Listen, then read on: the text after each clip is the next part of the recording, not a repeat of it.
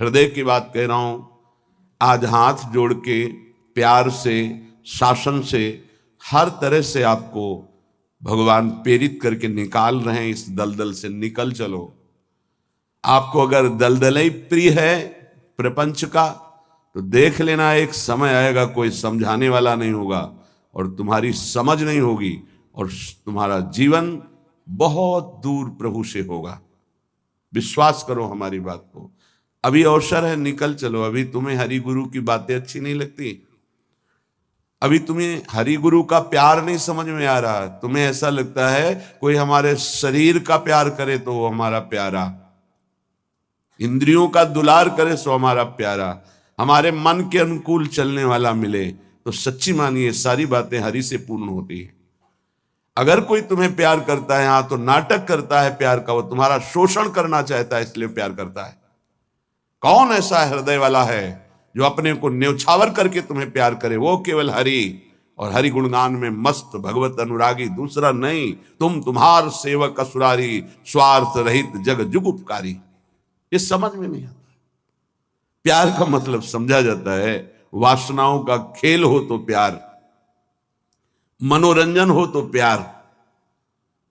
हरे मन का भंजन करके, वासना का नाश करके उपासना में प्रतिष्ठित हो जाना, इसे प्यार कहते हैं।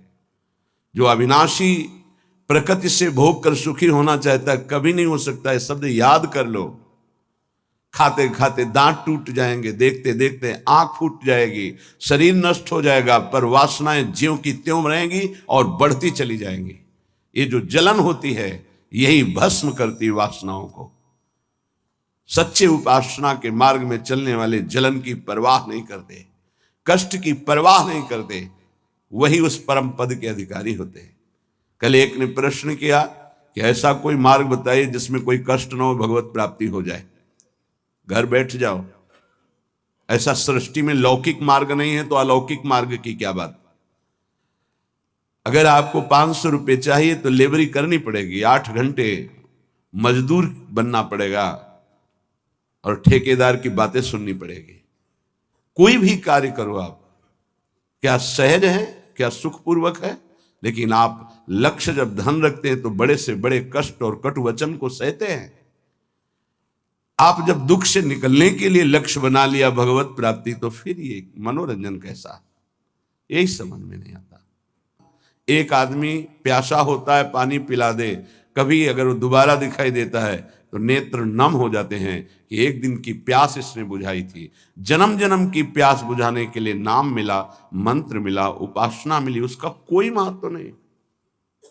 ये तुम्हें प्यार नहीं नजर आ रहा।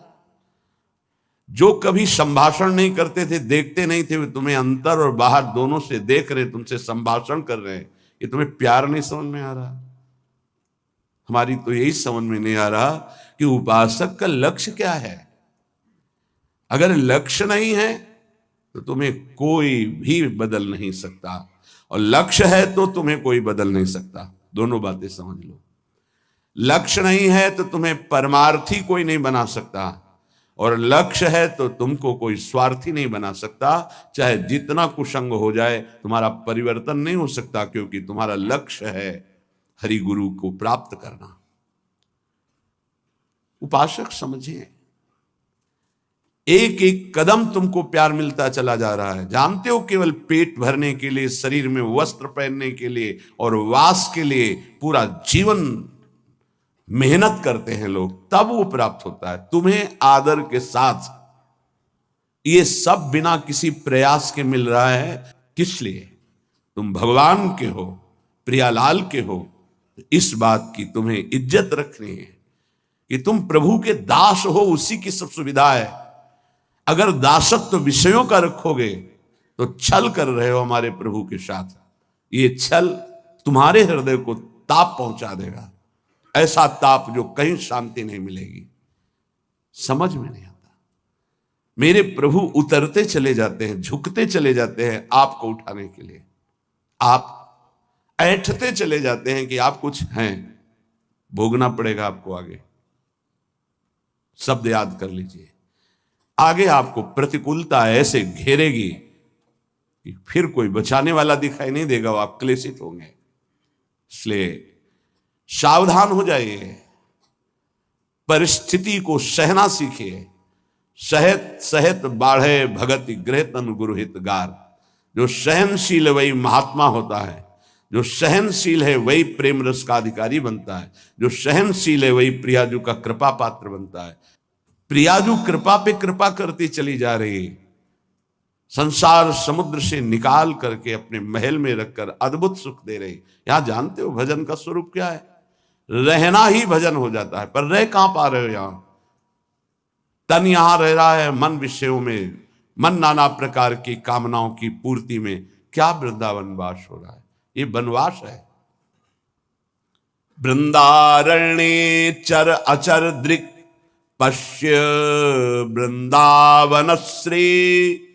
जिह्वे वृंदावन गुणगान कीर्त श्रोत्र गृह्यान। वृंदाटव्या भज परिमल घ्राण गात्र त्वमस्मिन्। वृंदारण्ये लुठत पुलकितम कृष्णो केलिस्थलीसु। यह है भजन वृंदावन का। बोले नेत्रों से तुम यहां वृंदावन वासी जो खगमृग पशु पंछी मनुष्य हैं, इनको भाव से देखो। ये सब भजनानंदी महापुरुष हैं। ये भजन के प्रताप से यहां कोई सूकर बना हुआ है, कोई कुकर बना हुआ है, कोई पशु पक्षी बना हुआ है, कोई मनुष्य बना, कोई लता, कोई वृक्ष। ये जहां जो कुछ दिखाई दे रहा है, चर अचर दृक् पश्य वृंदावन श्री। ये वृंदावन की अद्भुत श्री वैभव शोभा भगवत स्वरूप है। यहाँ के कुत्ते का भी दर्शन कर रहे हो तो एक बहुत बड़े महात्मा का दर्शन करने से जो फल मिलता है वो मिलेगा, ध्यान रखना। हरिराम व्यास जी आचार्य हैं रस के, वो कह रहे हैं हो मन वृंदावन को श्वान। श्वान माने कुत्ता। यहाँ का कुत्ता कोई साधारण श्वान नहीं है, वो कोई परमहंस महापुरुष है जो प्रियाजू की स्केली कुंज में श्वान रूप धारण किए हुए रज का सेवन कर रहा है। आप क्या समझते हैं? मनुष्य शरीर से भी महान सौभाग्यशाली वो है। क्यों? तुम तो गद्दे पे सोते होगे, वो रज पे सोता है। तुम रज के बने हुए पात्र में विरक्त होकर पाते हो कि नहीं, श्री भगवान जाने। लेकिन उसको भोजन ही रज में मिलता है और रजयुक्त भोजन पाता है। उच्छिष्ट संतों का मिलता है तुम्हें कि नहीं, लेकिन उसको जरूर मिलता है क्योंकि प्राय उच्छिष्ट ही डालते हैं। संतों का भंडारा हुआ, दोना पत्तल बाहर फेंक दिए गए, एक एक पत्तल को चाट चाट कर सब संतों की जूठन पा रहा है। कौन है? महाभागवत है वो। यहां के चर अचर को भाव से देखने की कोशिश कीजिए। पशु पक्षी लता वृक्ष मनुष्य, ये सब भगवत स्वरूप है। भजन हो रहा है यहाँ का। आप अगर भाव से दर्शन कर रहे हैं, भजन हो रहा है। अगर भाव का अभाव है तो आपको गलत दर्शन होने लगेगा। ईर्ष्या द्वेष वाली बातें, दोष गुण वाली बातें, माया जनित बातें आपको दिखाई देने लगेंगी। ऐसा यहाँ का भजनानंदी उपासक नहीं देखता, वो भाव से देखता है। खग मृग पशु पंछी जे या बन के चरण शरण रख लीजिए। ये सब भगवत स्वरूप है। सच्ची मानिए, सब भगवत स्वरूप है। ऐसे वृंदावन में रहो। अपने नेत्रों से जो भी देख रहे हो, ये सब बड़े बड़े भजन करने वाले महापुरुष हैं। न जाने कौन सा भजन किस जन्म में बना कि वो इस धाम में आकर के नाली के कीड़ा पशु पक्षी इन रूपों में विराजमान है। श्रीपाद प्रबोधानंद जी कह रहे हैं, बाहर मुझे चतुर्मुख परम वेदों का ज्ञाता ब्रह्मा पद ऐश्वर्य पद नहीं चाहिए, लेकिन वृंदावन में नाली का कीड़ा बना दो मुझे। ये जितने भी आपकी दृष्टि में आ रहे हैं, आपका भारी भजन बन रहा है। यदि भाव से आप देख रहे हैं, मेरे प्रभु के जन हैं, ये बड़े बड़े भजन करने वाले हैं। चाहे वो कोई बेल हो, कोई वृक्ष हो, ये सब भगवत स्वरूप है। ऐसे तो अपने नेत्रों का भजन करो। ये नेत्रों का भजन है। अब जिह्वे वृंदावन गुणगान, जीभ का भजन है। वृंदावन की प्रिया प्रीतम की रूप माधुरी, गुण माधुरी, लीला माधुरी, कुंज निकुंजों की ये जो चर्चा करते हैं, अर्थात श्रीमद चतुरासी जी गाते हैं, 42 लीला गाते हैं, श्रीमद राधा सुधा निधि, केली मालजू, महावाणी जू, ये सब वाणी का भजन हो रहा है। दिव्य भजन, वाणी की सार्थकता हो रही, नाम कीर्तन करते हैं, राधा राधा राधा, वृंदावन वृंदावन वृंदावन, जिह्वे वृंदावन गुणगान, जीव का भजन हो रहा है, खूब गुणगान कर रहे हैं प्रिया प्रीतम का। कीर्तय श्रोत, श्रवणेन्द्री का भजन हो रहा है, खूब नाम कीर्तन सुन रहे हैं, बड़ा सुख मिलता है। जब यहाँ सब उपासक जन जोर से गाते हैं, आवाज पहुंचती, हृदय नाच उठता है। अहो भाग्य, अहो भाग्य, कीर्तन करने वाले और सुनने वाले दोनों का। नाम संकीर्तनम यस्य सर्व पाप प्रणाशनम, सारे पापों का नाश हो रहा है। उच्च स्वर से प्रभु के नाम का कीर्तन कर रहे हैं। कीर्तय श्रोत्र, श्रवणेन्द्री से सुनने मात्र से प्रिया प्रीतम का प्रेम प्राप्त, ये बड़ी सामर्थ्य है कीर्तन में। गुण कीर्तन में जो पद गायन होता है, श्रवण सुनत प्रापक रति राधा पद अम्बुज सुकुमार। आप बैठे हैं यहां सभा में और गुण कीर्तन हो रहा तो कृपा की वर्षा हो रही, आप भींज जाओगे। रासमंडल में महाप्रभु हरिवंश चंद्रजू के प्राकट्य उत्सव का 1 महीने पद गायन होता है। हमारी एकांतिक रुचि संन्यास वृत्ति के कारण प्रारंभ में सदगुरुदेव भगवान ने कहा कि आप सभा में क्यों नहीं जाते, तो उनका रुचि नहीं, एकांतिक रुचि रही, अकेला रहना शांत से। वह नहीं, वो सब उसका फल मिल गया है, प्रियाजू के चरणों की शरणागति। तो जाकर के विराजमान होकर के वहां वाणी सुनो ना, वाणी सुनने मात्र से सभा में प्रियाजू की कृपा प्राप्त होती है। बस फिर आगे प्रश्न नहीं हुआ, गुरुदेव के वचन है। अगर सभा है, ऐसे वाणी गायन हो रहा है, आप बैठे हैं, कुछ समझ में नहीं आ रहा, फिर भी आप निष्पाप हो रहे हैं, प्रियालाल की कृपा पात्र बन रहे हैं, ये बात समझनी चाहिए। कीर्तय श्रोत्र, गृह्यान वृंदाटव्या भज परिमल घ्राण गात्र, त्वमस्मिन् वृंदारण्ये लुट पुलकितम कृष्ण केल स्थलीषु। तुम श्री वृंदावन के पुष्पों की सुगंध जो प्रियालाल के चरणों में समर्पित है, वृंदावन के पुष्प, ये खास बात है। जो हमारी ब्रजभूमि में प्रकट हुए पुष्प हैं, इनकी समानता करोड़ों रुपए का बाहर से पुष्प लाकर अर्पित करो तो मेरे प्रियालाल को उतना सुख नहीं होगा। यहाँ के हर श्रृंगार का, मोगरा का, गुलाब का, कनेर का या किसी भी का पुष्प, ऐसे मौलश्री का बहुत छोटा पुष्प, बड़ा सुगंधित पुष्प, 3 दिन तक वो प्रियालाल की सेवा में अर्पित किया जा सकता है, उसकी ऐसी महिमा है। उसकी माला बना के या 4 पुष्प रख दिए, फिर वो जो घ्राणेन्द्रिय में प्रसादी सूंघा जाता है, जो प्रियालाल के श्रीअंग में इत्र अर्पित किया, वो प्रसादी जो घ्राणेन्द्रिय में, श्री तुलसी जो चरणों में अर्पित की गई, वो घ्राणेन्द्रिय में, हृदय में जाके प्रेम लक्षणा भक्ति प्रकट करती है।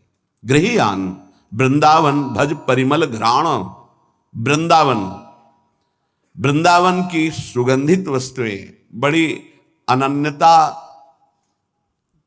प्रिया प्रीतम के प्रेम में होती है।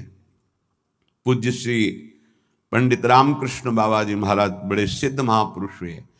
जैसे आप बाहर से आए हैं और फल अर्पित करें, बाबा स्वीकार नहीं करेंगे, तो उनके पास कोई भी वस्तु लाने के लिए ब्रजवासी का सहयोग होता था। किसी ब्रजवासी को दिया, वो ब्रजवासी जब जाके देगा, बाबा स्वीकार कर लेंगे। कोई भी वस्तु है ब्रजवासी के हाथ से, दंडोत बाबा, ये रख दो, हम अमुक जगह से आए बाबा, ये भेंट नहीं, हटाइए। ब्रजवासी अगर प्रेम से कुछ भी तो वो स्वीकार करते। एक बहुत धनी मानी आए बाबा की सेवा करनी, बोले बात भी नहीं करना जाके, बहुत वो दैन्य हुए तो बोले अगर सेवा करनी है तो जो अनुगामी शिष्य जन थे उन्होंने कहा कि इन घरों में ब्रजवासियों के बाबा माधुकरी लेने आते हैं, इन घरों में सेवा कर दो, वो बाबा को जब देंगे तो वो स्वीकार कर लेंगे। ये थोड़ी सी वृंदावन की निष्ठा रहनी, जिससे हम उस रस को प्राप्त होते हैं। गात्र त्वमस्मिन् वृंदारण्ये लुंठ, शरीर का यहां पावन होना कैसे होता है? बोले वृंदावन की रज में लोट गया, ये लुंठ। तो पुलकितम कृष्ण केलिस्थलेषु, श्रृंगार रस श्री श्यामा श्याम की इस केली भूमि में जो लौट गया, 84 के चक्र से मुक्त हो गया। पहले बहुत ऐसा दर्शन होता था परिक्रमा मार्ग में, रज में, कि ऊपर के वस्त्र बाहरी जन भी आकर उतार कर लौटते थे, दंडवती करते थे। ये दुर्भाग्य है कि सुविधा हो गई इस रोड की, दुर्भाग्य है। नहीं, जो रज में परिक्रमा करने में, दर्शन में, लौटने में सुख था, वो इस रोड से थोड़ी है। पर कलयुग भगवान की लीला ऐसी है कि इतना आधुनिकता बढ़ती जा रही है कि रज रानी को प्राप्त करना दुर्लभ हो गया। अगर रज रानी ले तो वृंदावन की परिक्रमा में कहां से ले? परिक्रमा तो रोड में अब हो रही है, और रोड में रज रानी कहां मिलेंगे?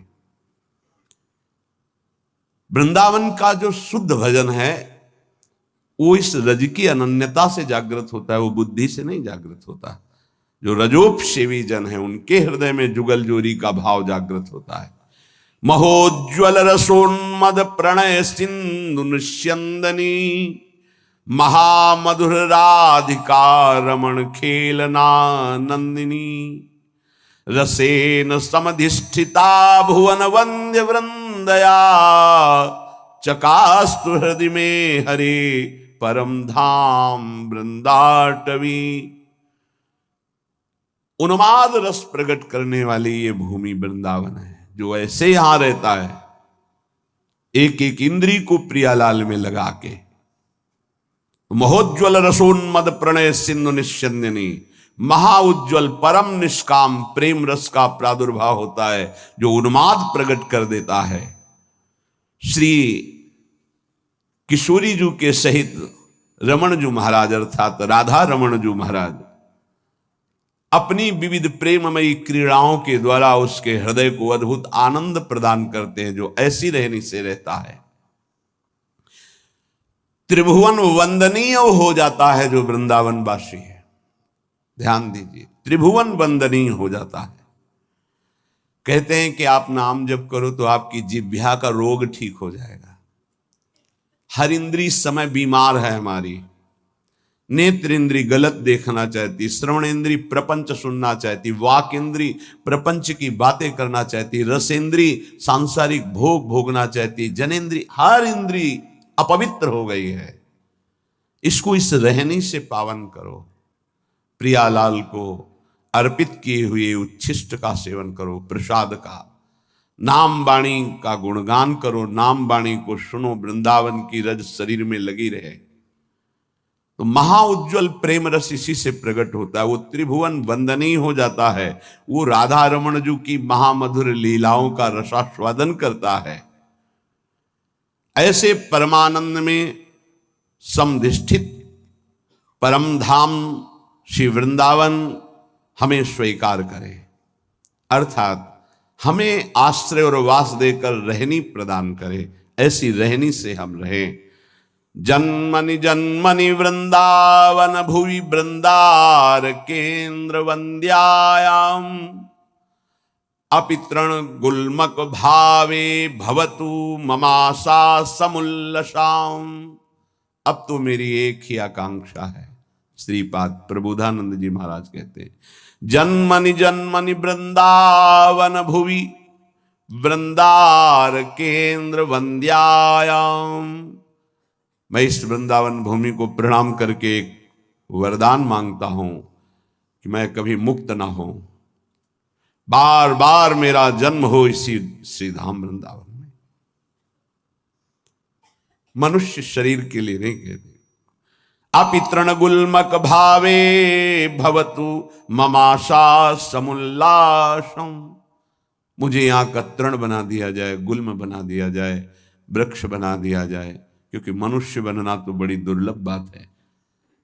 मुझे बार बार वृंदावन में जन्म मिले, चाहे घास बना दिया जाए, चाहे जो भी, पर मिले वृंदावन में। क्या पाया वृंदावन से कि कह रहे हैं मुझे मुक्त नहीं होना, मुझे बार बार जन्म मिले पर वृंदावन धाम में जन्म मिले। उपासक, इस कृपा को देखो कि जो बड़े बड़े महापुरुष यहाँ की गुल्म लता औषधि वृक्ष पशु पक्षी बनना चाहते हैं, तुम्हें मानव देह में वृंदावन मिला है, क्या तुम्हें प्रियाजू की कृपा नहीं दिखाई दे रही? क्या तुम इस बात को नहीं समझ पा रहे कि तुम्हारे ऊपर कितनी कृपा है? क्या तुमको इन विषयों में आसक्त पुरुषों पर कृपा नजर आ रही कि सौभाग्यशाली है, इनके पास गाड़ी है, इनके पास भोग सामग्री है, ये सौभाग्यशाली हैं? तुम्हें ऐसा लग रहा है? जरूर तुम्हारी बुद्धि दूषित हो गई है। सौभाग्यशाली वो है जिनका संबंध प्रियालाल से है, चाहे वो गृहस्थ हो चाहे वो विरक्त हो। सौभाग्यशाली वो है जिनका लक्ष्य बन गया है भजन करना, नित्य निरंतर अपने इष्ट के चिंतन में रहना। कैसा दुर्भाग्य है कि हम अपने प्यारे को छोड़कर संसार की कोई वस्तु, व्यक्ति, स्थान का प्यार चाहते हैं। कैसे धिक्कार है बुद्धि को, कैसे समझाएं? अरे बहुत थोड़ा समय है, अभी तो तुम इंद्रियों के भोग विलासिता की चाह कर रहे हो, अभी भयंकर रोग कोई प्रकट होने वाला है, तुम नहीं समझते हो। फिर क्या करोगे? फिर रोग निवृत्ति के लिए रोगे। कर्म कभी डंडा लेके किसी को नहीं मारता, ध्यान रखना। कर्म घटना बनता है, कर्म परिस्थिति बनता है, कर्म भयानक रोग बनता है, कर्म बुद्धि को भ्रष्ट करता है, कर्म डिप्रेशन बनता है, कर्म नाना प्रकार की कुचिंताएं ये बनता है। आप समझो, बुरी दशा आने के पहले बुद्धि बदली जाती है, बुद्धि को भ्रष्ट किया जाता है, बुद्धि को गिराया जाता है। गुरु कृपा पात्र, हरि कृपा पात्र, और बुद्धि को छोड़ दे विषयों की तरफ, ये तो बहुत बड़ी हानि का विषय है। सावधान, इस जन्म को मत बर्बाद करो, बहुत कृपा हो गई। कुछ देखी देखा बाबा जी बन जाता है, देखी देखा है, इसका बाढ़ा जोग, छीजी काया बाढ़ा रोग, सधुवई भाषा। एक ने देखा बाबा जी को तो बड़ा सुख है, उनको क्या पता सच्चे मार्ग के पथिक को जितनी मेहनत है, विश्व में कोई इसी को इतनी मेहनत है ही नहीं। सच्चाई से समझ लीजिए, कम से कम 5 बजे तक तो सोते ही हैं लोग, वैसे तो 9-10 भी बज जाते हैं। तुम मेहनत करते हो, क्या मेहनत करते हो तुम?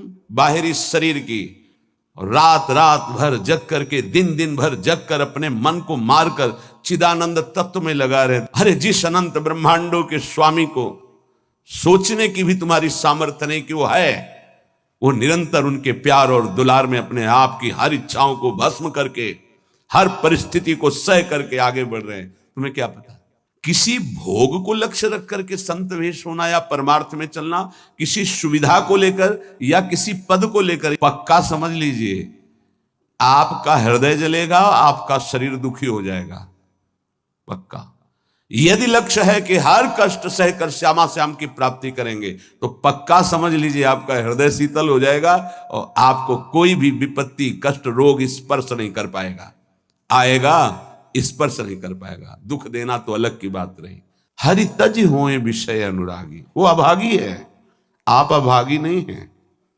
भगवत मार्ग के पथिक इस बात को समझें कि हमारी इंद्रियां जो भोगों की मांग कर रही हैं, उनका मांग पूरी हो जाना बड़े भाग्य की बात है। नहीं, ये अभागी का लक्षण है। हम मांगे और ना मिले और प्रभु के मार्ग में हमारी उन्नति हो, ये भाग्यशाली का लक्षण है। ये इंद्रियों की विलासता मन के साथ कितना भी आप कर लो, कभी पूरी होने वाली नहीं। जब तक आप अपने देह को स्त्री या पुरुष मानते हैं, इंद्रियों को, मन को अपना मानते हैं, भोगों को सुख मानते हैं, तो आप कुछ नहीं हैं।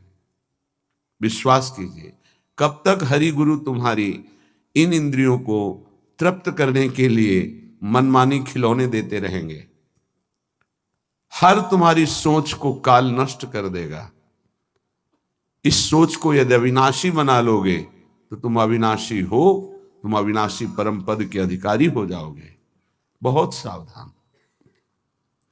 श्रीधाम वृंदावन का आश्रय और वास मिलने पर यदि आपको सौभाग्य नहीं लग रहा, भगवत मार्ग में चलने पर आपकी रुचि नहीं बन रही, आपको संसार प्रिय लग रहा है, तो आप सोच लीजिए कि आपकी दुर्दशा कितनी बड़ी है और आगे क्या होगी। आज समझाने के लिए हरि गुरु तुम्हें प्रयासरत हैं। जब बच्चा खिलौने के लिए हठ ही कर लेता है, नहीं मुझे चाहिए ही, तो वही पैसा खर्च करके पिता खिलौना दे देता है। लेकिन अगर खिलौनों का हठ न करता तो गोद में बैठा लेता। कब तक खेलते रहोगे इन खिलौनों से?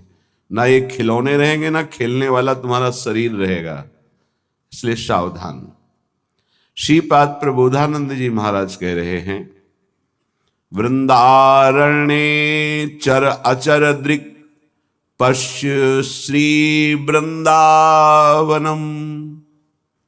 ये वृंदावन वासी को भजन के लिए कोई प्रयास नहीं करना पड़ता, स्वाभाविक भजन हो रहा है। पर आपकी महत्व बुद्धि नहीं है, महत्व बुद्धि भोगों में है, शरीर में है।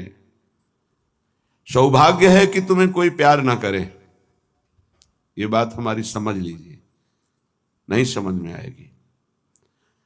सौभाग्य है कि तुम्हें कोई प्यार ना करे, दुर्भाग्य है कि भगवान से विमुख कोई हमसे प्यार करे। धिक्कार है हमारे भाग्य को यदि प्रभु के सिवा कोई हमें प्यार करे। ये बात नहीं सबकी समझ में आएगी। प्राकृतिक देह को मैं मानने वाला यही चाहता है कि मुझे कोई प्यार करे। कौन प्यार करे?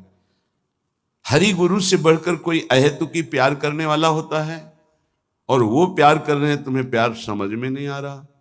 तुम्हें भोग विलासिता प्यार नजर आता है, संसार का प्यार नजर आता है, छल कपट वासना का तांडव ये तुम्हें प्यार नजर आता है। बहुत बढ़िया अवसर है, निकल चलो, नहीं भोगना पड़ेगा। आगे ऐसा अवसर आएगा जीवन में जो तुम्हें ऐसे गर्त में गिराएगा जहां से कोई निकालने वाला नहीं होगा।